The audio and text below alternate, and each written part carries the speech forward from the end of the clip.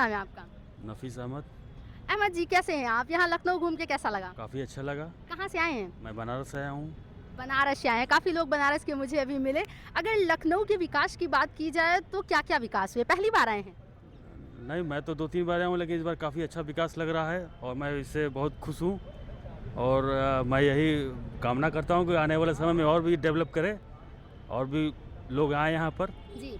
अच्छा, उत्तर प्रदेश की यदि बात की जाए नफीस जी, तो अभी यहाँ पर 9 साल से योगी आदित्यनाथ की सरकार है। 27 चुनाव नज़दीक है, क्या चाहते हैं? सरकार वापसी कर ले या फिर इस बार किसी और को मौका मिले? देखिए, मैं तो ये चाहता हूँ कि जो सरकार अच्छे काम करेंगे, धरातल पर दिख रहा है तो लोग तो उसी को ही चुनेंगे। और तो बनारस से हैं आप। अभी दाल मंडी में 186 मकानों को गिरा दिया गया। इस सरकार के बुलडोजर एक्शन से लोग काफ़ी परेशान नज़र आते हैं। क्या आपको कभी इन मुसीबतों का सामना करना पड़ा? नहीं, मैं तो थोड़ा उससे दूर हूँ, मैं उसके विषय में नहीं बता सकता। दाल मंडी में आपकी दुकान नहीं थी? नहीं, मैं तो बोल दिया, मैं बनारस से थोड़ा सा हटके हूँ। अच्छा। जी। अभी ईद का जो अभी ये रमज़ान चल रहा है, फिर ईद का त्योहार आने वाला है। इस समय महँगाई इतनी है, रसोई गैस नहीं मिल रही है, लोग परेशान हैं। क्या कुछ कहना चाहेंगे? देखिए, मिलने को तो सब कुछ मिला, थोड़ा सा संयम बनाना चाहिए, लोगों को भी सपोर्ट करना चाहिए। अफवाहों पर ध्यान न दें और सरकार के जो गाइडलाइन है उस पर थोड़ा ध्यान दें। जो ज़मीनी स्तर पे अपने बात को रखें, कहाँ जहाँ कमी बसी है, बाकी देखें। अच्छा, उत्तर प्रदेश में अगर विपक्ष की बात की जाए तो अखिलेश यादव सबसे मजबूत नेता के तौर पर उभर कर आते हैं। आपने सबकी सरकारें देखी। क्या आपको लगता है कि इस बार 27 में अखिलेश को मौका मिलना चाहिए? बिल्कुल। अब ये तो जनता ही तय करेगी, इसके विषय में मैं नहीं बता सकता। सर, जनता में आप भी आते हैं? नहीं, आते हैं ठीक है, लेकिन वो मैं नहीं बता सकता। जी, मिलेगा, बिल्कुल मौका मिलेगा, बिल्कुल जिताएंगे उन्हें यहाँ पे जो काम कर रहा है आप देख रहे हो जिस रोड पे, यहाँ पे पहले लाश के वास्ते गाड़ियाँ खड़ी होती थी। यहाँ पे मैंने खुद देखा है, मेरा बचपना यहाँ का बीता हुआ है, ठीक है। ये साथ जो विकास करा है यहाँ पे, जब अखिलेश की सरकार आई थी तो उन्होंने ये सारी ये रोड और ये सब पूरा उन्होंने बनवाया। और हम लोग के एरिया में जाके देख लिए, सब उन्होंने करा है। बाकी रोज़गार तो देखिए, कोई आपके पास आएगा नहीं कि आप रोज़गार देने के लिए, आप खुद ढूंढो रोज़गार। अगर आपके पास टैलेंट है, आप पढ़े लिखे हो, आप जॉब करो, अब सरकार थोड़ी ना आपको करेगी। आप तो हर चीज़ कर सकते हो, उसके अलावा और क्या कर सकते हैं। और आप ऑप्शन पूछिए तो हम आपको जवाब अभी देंगे। जैसे उत्तर प्रदेश में 9 साल से योगी आदित्यनाथ की सरकार है। अगर विकास की बात की जाए तो आपने कहा आपने यहाँ सब कुछ बनते अपनी आंखों के सामने देखा है। तो 9 साल से योगी आदित्यनाथ की भी सरकार देख रहे हो। सरकार के कामकाज से कितना खुश हैं आप? अभी 232 करोड़ की एक पार्क बनी है, शायद आपने जाना होगा, 3 मूर्ति प्रेरणा के स्थल नाम पार्क। पे। हाँ, उसमें आप जाके देख लीजिए, वो किस हिसाब से लग रही है कि वो इतनी महंगी होनी चाहिए। ठीक है, वहाँ पे है क्या? ना झूला है, ना कोई पार्क है, ना गार्डन है, ना कुछ है, तो इतना महंगा कैसे बना दिया? वही पैसा अगर गरीबों को घर बनाने के लिए दिया गया होता या गरीबों को रोज़गार दुकान बनवाने के लिए दिया होता, तब उस पे लगता है कि हाँ सरकार ने कुछ करा है। सरकार ने तो सिर्फ पार्क बना दी, और जब वीआईपी आ रहे थे तो पर्दा डाल दिया था ताकि गरीबी छुप जाए। वो भी तो दिखाइए, आप जो रोड से निकलने आप पर्दा डाले दे रहे हैं गरीबी छुपाने के लिए।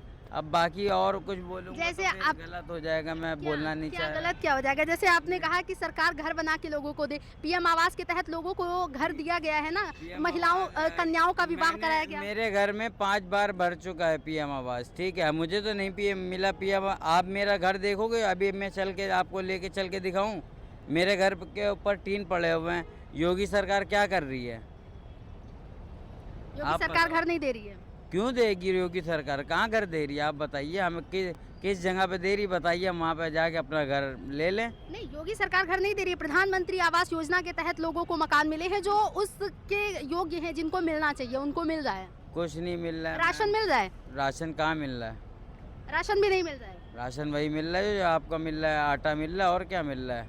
आटा नहीं मिलता, गेहूं और चावल मिलता हाँ, है। वही गेहूँ चावल मिलता है। खैर राशन तो लेते नहीं हम लोग। जी। जी। और अभी शौचालय दिया गया। बाकी विकास की बात की जाए तो शौचालय जो दिया गया आप इस एरिया में बता दिए, कोई भी शौचालय, और जितने शौचालय हैं सब पैसा लेके आप प्राइवेट हैं, जितने भी हैं कोई सरकारी नहीं है, सब प्राइवेट हैं। यहाँ पे चले जाइए घंटाघर के आगे सामने वहाँ पे बना हुआ है, वो पैसा लेता है 10 रुपये, ठीक है। चौक में चले जाइए, अभी नया उद्घाटन हुआ है शौचालय का, 10 रुपये वो लेता है। हाँ ठीक है, हर शौचालय कहाँ खुलवाया बताइए आप? अच्छा, अभी आपने ये सारी बातें तो कहीं। 27 चुनाव आ रहा है, क्या लगता है योगी जी को वापसी मिल पाएगी या इस बार अखिलेश को मौका मिलेगा? देखिए, चाहे मुझे जेल हो जाए, चाहे कुछ हो जाए, ठीक है, मैं तो अखिलेश भैया को दूंगा वोट, चाहे किसी को बुरा लगे भला लगे। 100 की सीधी बात। मैं अखिलेश जी को चाहता हूँ, मैं उनको वोट दूंगा, क्योंकि हमने अपने बचपने से उनको विकास करा है। मैंने बचपने में मैं जब शाही तालाब पर जाता था तो कच्चा था, आज देख लिए शाही तालाब कैसा है, आज कैसा है ये सब आपके बना। कहने का मतलब है 9 साल से उत्तर प्रदेश में कोई विकास नहीं हुआ?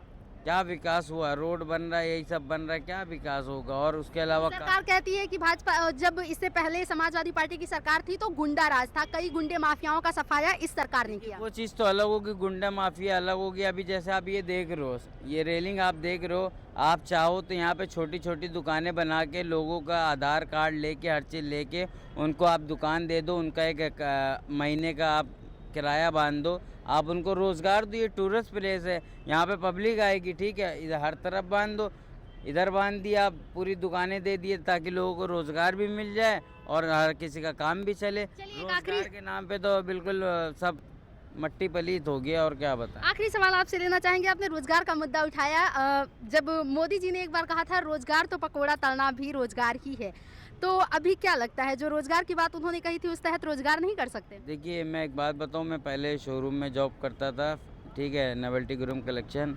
अभी मैं चला रहा हूँ रिक्शा, ये मेरा खुद का अपना है, ठीक है। मैं कहीं काम करूँगा तो मिलेंगे 5 से 6 हज़ार या 7 हज़ार, इससे ज़्यादा इनकम नहीं है, ठीक है। मैं रिक्शा चलाता हूँ, मैं दिन का 600 भी कमाता हूँ, दिन का 700 भी कमाता हूँ और 1200 भी कमाता हूँ, और किसी की गुलामी नहीं करता, ये मेरा अपना है। चलिए, ये अच्छी बात हो गई आपकी। अभी यहाँ पर जैसे जो बीजेपी समर्थक हैं वो कहते हैं योगी जी को हम प्रधानमंत्री के रूप में देखना चाहते हैं। प्रधानमंत्री क्या बताए,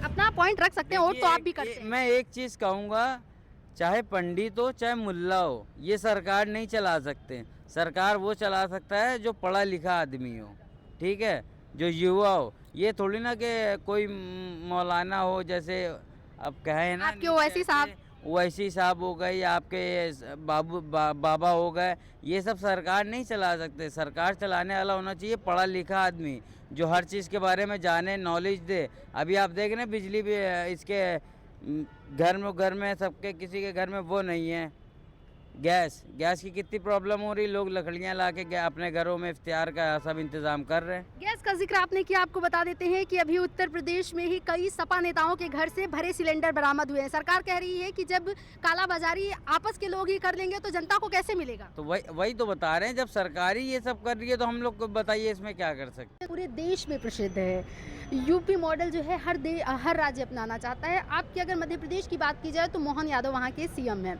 कैसा काम कर रहे हैं? काम की बात करें मोहन यादव जी की, तो लाइक उतना बेहतरीन काम तो नहीं दिख रहा मुझे, बिकॉज़ कि हमारा जो राज्य है मध्य प्रदेश, वो साल दर साल वो कर्जे पे डूबते जा रहा है। और एक योजना है जो लाडली बहना योजना है, उसके कारण काफ़ी हमारे प्रदेश को पैसों का मार झेल पड़ना पड़ता है। लेकिन बहनें तो खुश है ना, उनको किस्त मिल रही है। Okay, but what about brothers? Okay, देखिए, अगर लाडली बहना योजना की बात की जाए तो इससे पहले जब शिवराज सिंह चौहान की सरकार थी तब उन्होंने इस योजना को चालू किया था। उसके बाद मोहन यादव उनकी विरासत को आगे लेकर चल रहे हैं। तो अगर आपने कहा कर्ज में डूब रही है तो इट मीन्स वहाँ पर विकास भी नहीं हो पा रहा होगा उस अकॉर्डिंग? ऑफ कोर्स, अभी रिसेंटली हमारे यहाँ इंदौर और भोपाल में मेट्रो स्टार्ट हुआ है। आप देख सकते हैं वहाँ पे इतने ज़्यादा कस्टमर नहीं मिल पा रहे हैं मेट्रो को जितनी मिलनी चाहिए, और जिस तरह से लमसम पैसा वहाँ पे इन्वेस्ट किया गया है मेट्रो पे, ऑफ कोर्स उस हिसाब से रेवेन्यू मिलना चाहिए गवर्नमेंट को। अगर नहीं मिल पा रहा तो कहीं ना कहीं मिस्टेक तो है गवर्नमेंट की यहाँ पे। ओके, अगर यूपी सीएम और एमपी सीएम है, दोनों को अगर नंबर देने हो तो आप योगी जी को कितने नंबर देंगे? टॉकिंग अबाउट बाबा जी, या बाबा जी is already famous for bulldozer बाबा।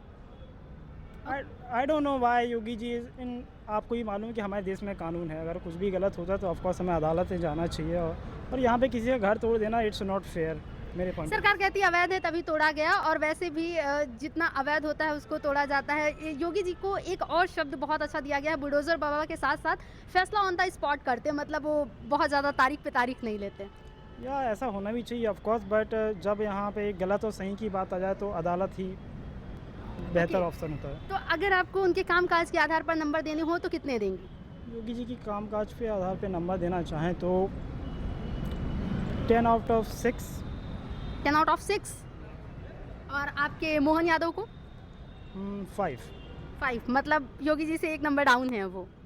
चलिए, ये तो हो गई स्टेट की बात। अगर सेंट्रल गवर्नमेंट की बात की जाए तो ये तीसरा कार्यकाल चल रहा है प्रधानमंत्री नरेंद्र मोदी का, अभी 2029 चुनाव आ जाएगा। अपोजिशन के तौर पर सबसे जो टक्कर देने वाला नेता है वो कौन है मोदी जी को? राइट नाउ टॉकिंग अगर बात किया जाए तो leader of opposition mister Rahul Gandhi, because वो काफ़ी, अगर हम उनकी पहले की तुलना करें तो काफ़ी इम्प्रूवमेंट किया है वो as a leader of opposition, और इसीलिए हमारे देश की जनता ने उन्हें लीडर ऑफ अपोजिशन चुना है इस बार 2024 के इलेक्शंस में। तो आई होप, मैं चाहता हूँ कि Rahul Gandhi as is a well educated guy है, लाइक, तो ऑफ कोर्स। अभी राहुल गांधी की यदि बात की जाए तो उनकी छवि थोड़ा सा जो विपक्ष के नेताओं द्वारा बनाई गई है वो पप्पू की छवि बना दी गई है। कहते हैं Rahul Gandhi is like that Pappu, क्या ऐसा है? या अगर तुम सोशल मीडिया की खबरों पे गौर करोगी तो ऑफकोर्स तुम राहुल गांधी को पप्पू ही पाओगे। जब तुम उनको जान पाओगे, उनकी ग्राउंड रियलिटी जानोगे और उनके एजुकेशन बैकग्राउंड चेक करोगे तो ऑफकोर्स तुम्हारे मन से वो पप्पू का टैग हटेगा। तो ऑफकोर्स यही है, जो भी तुम सोशल मीडिया में देखते हो, ऑफकोर्स ये नहीं कि वो हमेशा हकीकत हो। बीजेपी ने इसके लिए प्रोपेगेंडा और लाखों करोड़ों पैसे खर्च किए हैं पप्पू बनाने के लिए राहुल गांधी को, but he is a hero, leader of opposition.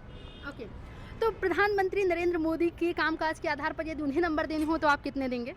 Of course, I am not satisfied, PM Modi ji. Sorry for that. Like this is your third chance. 2016 में आपने भी लाइन में लगा दिया था और आज 2025-26 में भी हम लाइन पे ही लगे हैं। उस दिन पैसे के लिए लगे थे, आज गैस के लिए लगे हैं।